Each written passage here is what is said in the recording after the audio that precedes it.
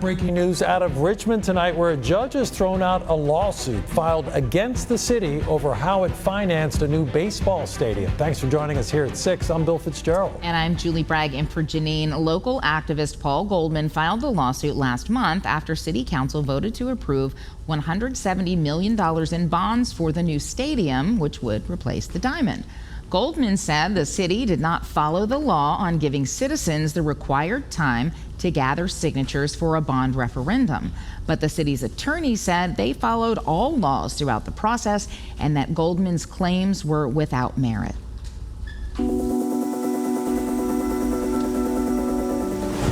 Richmond city leaders and advocacy groups held multiple events today to raise awareness about gun violence in our community while honoring victims. I caught up with them as they all came together today with one objective: reaching those most at risk of gun violence to convince them to put the weapons away. They're looking for hope. They want somebody to help them. Marvin Mundy is committed to helping stop gun violence in Richmond. Through his work with the group Real Life, he reaches out to young people at risk, part of a series of citywide efforts Friday at several hotspots for National Gun Violence Awareness Day. Came down the road dealing with guns growing up, and it led me to 37 years in prison.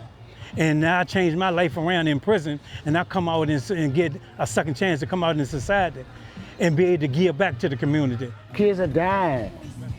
It don't make no sense. Longtime Mosby Court resident Mary Turner says an additional group needs to reach out to young people. The parents want to be talking because the kids, they ain't listening. We are here today to specifically highlight the work already being done. At a news conference following visits to Mosby and Hillside courts, Richmond Mayor LeVar Stoney pointed out all the steps he says the city is taking to stop the violence. We invested $1 million for the Positive Youth Development Fund, $1 million to establish Richmond's first child care and early child care and education trust fund. Stoney said several other city programs will get another $2 million. And as far as law enforcement, Richmond Police Chief Rick Edwards said the start of Operation Safe Summer a month early has already been fruitful. 52 illegal firearms so far have been seized, and I know we will seize more. Stoney also announced a $3.2 million grant that will fund the Family Justice Center, bringing together all the resources survivors of domestic violence might need. A Family Justice Center will make it, in a nutshell, a one-stop shop. The mayor, now in his final months in office, says every level of government needs to work together. How important is it to curbing gun violence as part of your legacy? You know, Richmond is thriving in many instances, right? In many facets of our city. But this is the wicked challenge that still lies ahead for all of us. And what I know is that gun violence knows no bounds. Today's community block parties, called a local day out in partnership with the NAACP, are part of Wear Orange Weekend, a series of events to bring awareness around gun violence intervention and prevention in the city of Richmond. The Richmond School Board auditor has reported a claim of abuse of funds to the city and state inspector general's offices, alleging taxpayers' dollars were misappropriated. That's documented in the final audit our Tyler Lane obtained, revealing the district is paying bus drivers overtime for hours they're not working. As Tyler reports, the school board is aware but has not taken any action. $1.8 million. That's how much overtime pay Richmond school bus drivers are expected to receive this year, according to an audit. It's a figure that exceeds $7 million collectively since 2019. But the auditor says those expenses may be unjustified. His new report points out flaws in RPS's practices and systems for tracking hours worked, finding that drivers are not being required to clock in and out for their shifts. So basically, he says drivers could be paid a full regular 8 hours, even if they finish their routes in 6 hours. Then, drivers can pick up multiple after-school program shifts, which each automatically pay 2 hours in overtime, even if the employee only drove for 45 minutes. So in theory, the auditor found a driver on a given day can be paid for working 14 hours, including time and a half pay on 6 of those hours, when they might have actually worked 8.5 hours. Richmond Public School has an abundance of overtime that's not the driver's fault. Okay, we transport these students any and everywhere. On the other hand, some bus drivers say they're not to blame because they're just following directives from management. Plus, they cite concerns with how their contracts are set up, and they add the additional overtime pay for after-school programs is meant to be an incentive. However, the auditor notes that last year, the former transportation director told bus drivers to start clocking themselves in and out. However, that started a, quote, uprising and heated debate between the drivers and the director. The director then resigned in February, and the administration in March tried to re-implement the practice of clocking in and out. It made them believe they were being accused of fraud. Board members stated that drivers didn't do anything wrong, and they requested more information from the auditor about the root causes of the fluctuation in overtime. Now, the board deferred taking action to its next meeting and directed the auditor to come back and present his findings in a way that's easier for them to understand. The auditor says it's unclear to him why they're unaware of information that's already been given to them in his report. His recommendations include compensating employees for what they actually work, having drivers record and attest to their hours, and revamping the time tracking system. In Richmond, I'm Tyler Lane, CBS 6 News. CBS 6 is hearing complaints of several children diagnosed with E. coli infections after swimming in Lake Anna. And we're learning some of those children have even been sent to the hospital. Our Jake Burns tells us what kind of action the health department is taking. This is like for pull-ups. This view of Lake Anna on the Louisa-Spotsylvania line captures what drew Tim Bachman to open his restaurant here 12 years ago. Bachman also knows word travels fast on the lake. The water's probably the slowest moving thing here. Lake talk this past week has been about a cluster of E. coli infections linked to Lake Anna over Memorial Day weekend. The Virginia Department of Health is investigating 10 cases, most of them children, and at least 2 ended up in the hospital. You know, we hope that the kids are going to be fine. VDH officials have been taking samples of water in the lake and nearby businesses, including Bachman's. There's a huge amount of livestock on the lake. That's been here for years. If there is an outbreak of something like this, it's happening right now, it makes sense that it would be something new. The Lake Anna Civics Association does quarterly testing of Lake Anna, and their E. coli test from earlier this week showed normal levels of E. coli across the entire lake. Sources say most of the cases have been linked to areas where a large number of boats congregate on busy weekends, but health officials continue to investigate. All of the ill people have confirmed swimming in the lake. Allison Bombs-John is with the Rappahannock Health District. While the cause of the E. coli infections is not yet clear, she says trying to remind young kids to not get lake water in their mouth and take proper swimming precautions is key. Washing your hands thoroughly after being in the water is so important, especially before you eat. Bachman says he feels terrible for those who got sick. He won't be avoiding the water and says this situation has heightened awareness. Not to say it's never happened, it's to say that we've never had something like this that we all know about. VDH officials say if you or anyone you know spent time at Lake Anna over the Memorial Day weekend and got sick in any kind of way, they want to hear from you. We have their contact info on our website. That's WTVR.com. Testing into the situation will continue over the next couple of days. Reporting at Lake Anna, Jake Burns, CBS 6.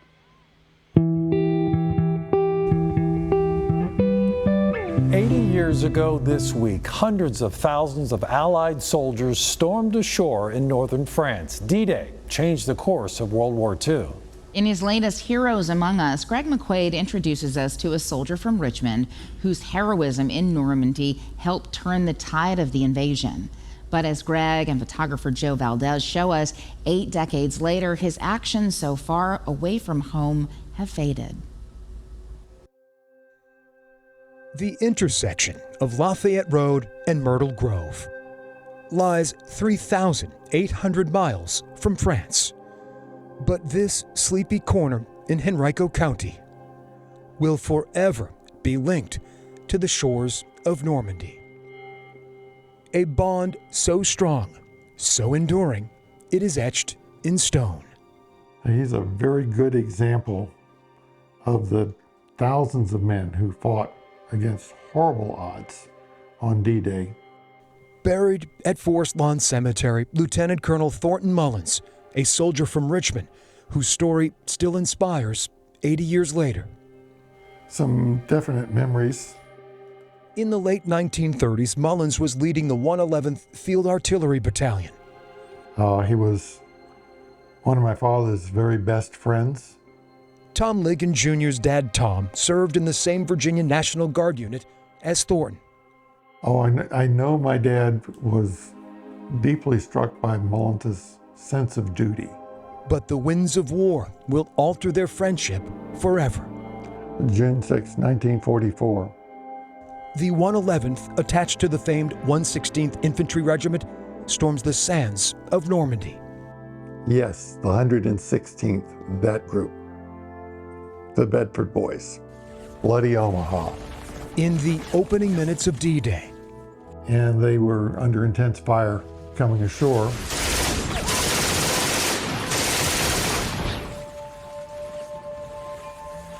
Nothing goes as planned for Mullins and his fellow soldiers. Mullins is wounded twice, and men were dying all around him. It was carnage.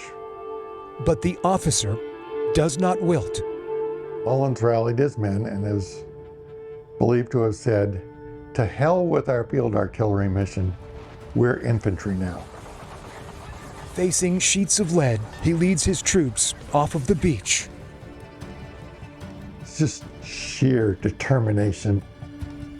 The target, fortified German machine guns high above. Mullins does not live to witness the mission's success. No. Never made it to the bluffs. But his unit did. The 31-year-old lieutenant colonel is cut down. Despite all of the bloodshed, despite the first wave of the 116th Infantry being so badly mauled, they kept coming, they kept fighting. By nightfall, they had the high ground. Upon learning about the loss of his friend a few weeks later, somewhere in France, 27 July 1944, Dear Edna, Tom Ligon's father, it is with the most profound humility that I offer you my condolences over Thornton's death. Pens a letter to Mullins' widow in Virginia. In him, we lost a truly brilliant artilleryman, and the actions in which he died was certainly among the most heroic of the war, crowned by his personal contribution. His note never reaches Mrs. Mullins. My deepest sympathy. And best wishes always, Tom Ligon. Military censors return the letter to Tom Sr. Increased his sense of duty. He had that to live up to. 2 months after his death, Mullins is awarded the Distinguished Service Cross, the U.S. Army's second highest decoration. He had lost a best friend on D-Day. Tom Ligon's father rarely talked about the death of his buddy. Decades after the war, the memories just too painful. I've heard this story before, but it still gets to me. Following World War II, Mullins' family decides his remains belong at home in Richmond. Mullins paid the ultimate sacrifice. He did so with his eyes wide open. The corner of Lafayette and Myrtle inside Forest Lawn Cemetery, nestled an ocean away from Normandy, but forever tied together because of one brave soldier who rests here. Multiply that by hundreds of thousands, and you get the story of the Second World War. There's a reason they call it the greatest generation. For Heroes Among Us, I'm Greg McQuaid, CBS 6 News. It's amazing how close it feels when Greg tells a story like that, and that how hard it was to take those beaches when the Germans were up atop the bluffs firing down on them. Yes, and how terrifying and just something that we luckily have never had to experience or really give a lot of thought to. Right, and turn the tide of the war. Yeah. A true hero. It really brought that story to life. Some inspiring stories will, without a doubt, be taking place this weekend. We're just about an hour away from the opening ceremonies for this year's Special Olympics, featuring more than 1,200 athletes. We'll tell you the events on tap for the weekend starting tonight. Zach? Okay, it is a hot afternoon, but it is not humid. That humidity has now been pushed way to the south. It's going to set us up for a perfect evening. How about the weekend? I'll show you how long this nicer air mass will stick around when the News at 6 continues.